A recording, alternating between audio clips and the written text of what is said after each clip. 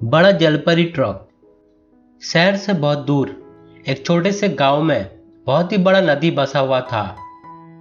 गांव वाले उस नदी में बर्तन, कपड़े धोना, स्नान करना और बहुत सारे काम करते थे, जिसके कारण नदी बहुत ही गंदा हो जाता था। नदी गंदा होने से गांव वालों को कोई फर्क नहीं पड़ता था। उसी नदी में 100 सालों से बहुत ही बड़ी जलपरी रहती थी। जलपरी गांव वाले को बहुत ही परेशान करती रहती थी, क्योंकि गांव वाले नदी का पानी गंदा करते थे।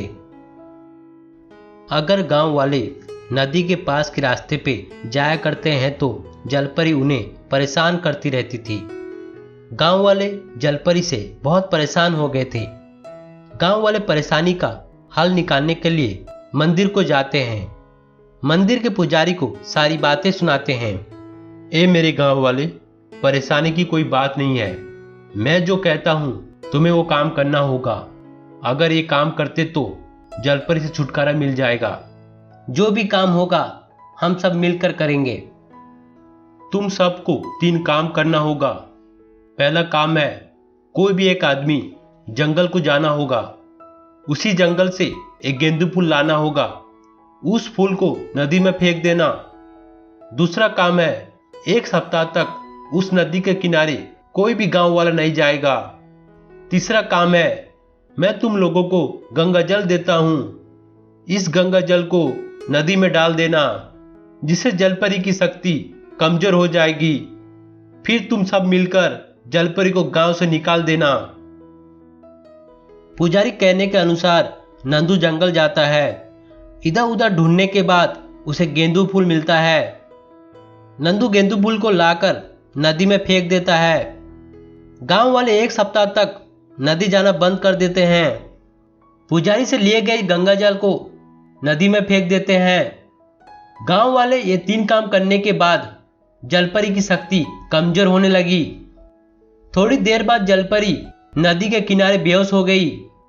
गांव वाले ये सब देखकर खुश हो गए। गांव वाले एक बड़ा ट्रक मंगवाते हैं और जलपरी को ट्रक में रखकर गांव से दूर भगा देते हैं। थोड़ी देर बाद नदी का पानी सूख जाता है। यह देखकर गांव वाले घबरा जाते हैं। अरे ये क्या हुआ? नदी का पानी किधर गायब हो गया? गांव वाले तुरंत पुजारी के पास जाते हैं और सारी बातें सुनाते हैं। ये बात सुनकर पुजारी हैरान हो जाता है। मुझे लगता है हम सब मिलकर जलपरी का नाइंसाफ करे हैं। अगर नदी का पानी चाहिए तो जलपरी को नदी में रहना होगा।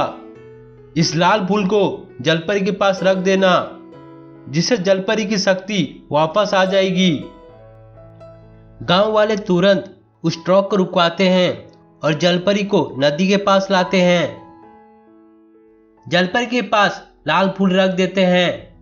थोड़ी देर बाद जलपरी की शक्ति वापस आ जाती है। ए जलपरी, हम सबको माफ कर दो। आज से इस नदी को गंदा नहीं करेंगे और इस नदी को साफ रखेंगे। जलपरी गांव वाले की बातें सुनकर खुश हो जाती है और उन्हें माफ कर देती है, जिसके बाद गांव वाले खुशी खुशी रहने लगे।